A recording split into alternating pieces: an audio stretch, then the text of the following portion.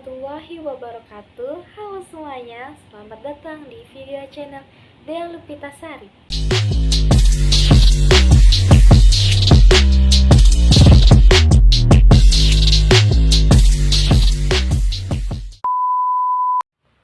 Halo semuanya, di video saya ini saya akan membahas tentang teori intertekstual dan mengaitkannya dengan karya sastra.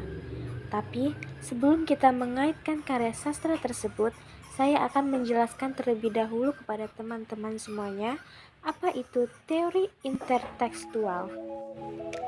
Intertekstualitas sastra adalah kajian intertekstual yang membandingkan antara teks satu dengan yang lainnya.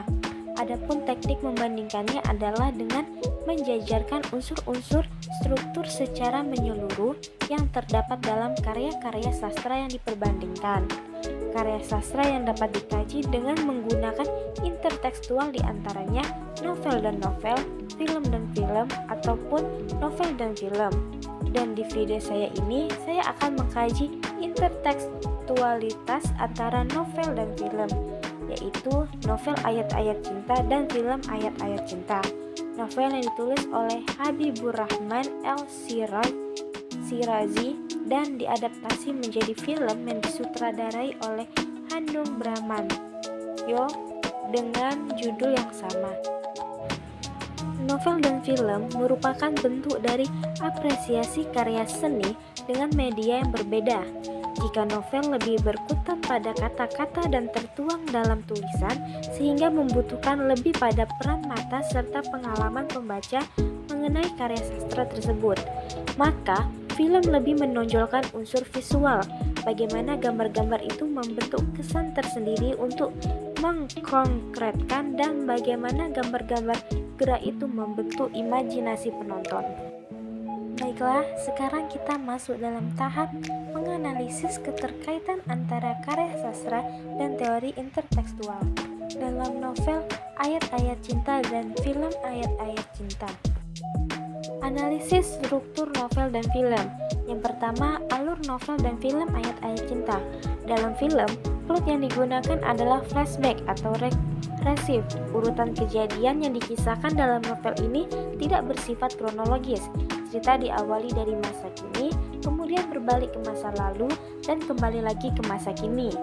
Hal ini berbeda jika dibandingkan dalam novelnya yang mempunyai plot cenderung berurutan.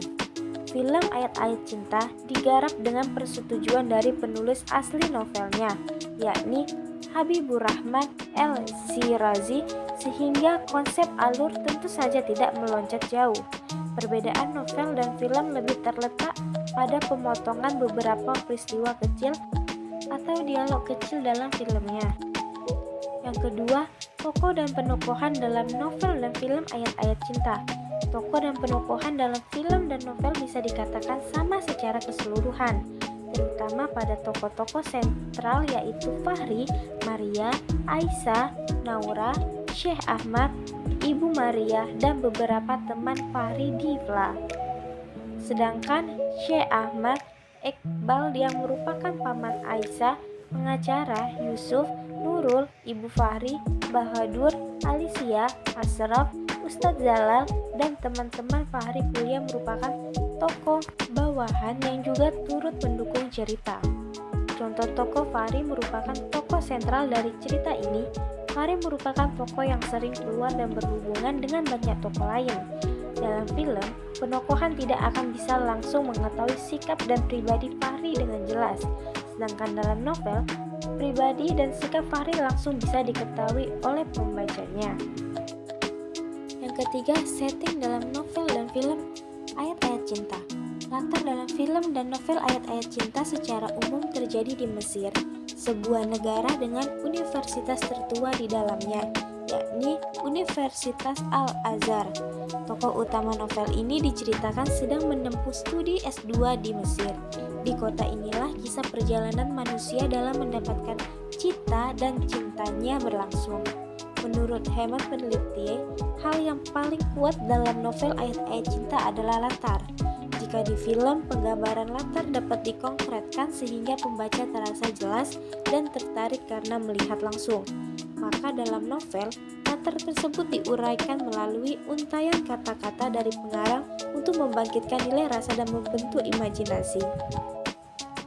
Setelah mengaitkan karya sastra dengan teori intertekstual, dapat ditarik kesimpulan bahwa antara novel dan film Ayat-Ayat Cinta mempunyai beberapa perbedaan. Namun, perbedaan itu tidak terlalu mencolok karena film Ayat-Ayat Cinta menganut secara umum novel yang terlahir terlebih dahulu. Hal itu dapat dilihat dari alur penceritaan. Baiklah, sekian video dari saya. Apabila ada kesalahan, saya mohon maaf. Wassalamualaikum warahmatullahi wabarakatuh. Bye-bye.